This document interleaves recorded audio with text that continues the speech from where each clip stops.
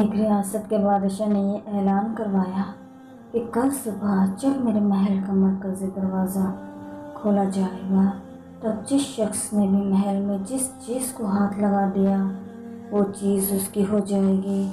اس اعلان کو سن کر سب لوگ آپس میں بات چیت کرنے لگے کہ میں تو سب سے قیمتی چیز کو ہاتھ لگاؤں گا۔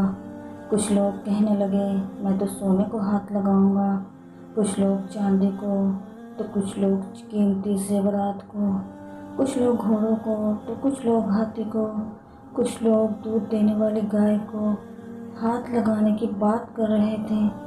جب صبح محل کا مرکزی دروازہ کھلا اور سب لوگ اپنی من پسند چیزوں کے لیے دوڑے، سب کو اس بات کی جلدی تھی کہ پہلے میں اپنی من پسند چیزوں کو ہاتھ لگا دوں تاکہ وہ چیز ہمیشہ کے لیے میری ہو جائے۔ بادشاہ اپنی جگہ پر بیٹھا سب کو دیکھ رہا تھا اور اپنے آس پاس ہو رہے بھاگ دوڑ کو دیکھ کر مسکرا رہا تھا۔ اسی وقت اس بھیڑ میں سے ایک شخص بادشاہ کی طرف بڑھنے لگا اور آہستہ آہستہ چلتا ہوا بادشاہ کے پاس پہنچ کر اس نے بادشاہ کو چھو لیا۔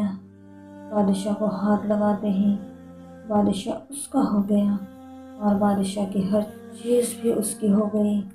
جس طرح بادشاہ نے ان لوگوں کو موقع دیا اور لوگوں نے غلطیاں کی، ٹھیک اسی طرح ساری دنیا کا مالک بھی ہم سب کو ہر روز موقع دیتا ہے، لیکن افسوس ہم لوگ بھی ہر روز غلطیاں کرتے ہیں۔ ہم اللہ کو حاصل کرنے کی بجائے اللہ پاک کی بنائی ہوئی دنیا کی چیزوں کی آرزو کرتے ہیں، لیکن کبھی بھی ہم اس بات پر غور نہیں کرتے کہ کیوں نہ دنیا کے بنانے والے مالک کو پا لیا جائے۔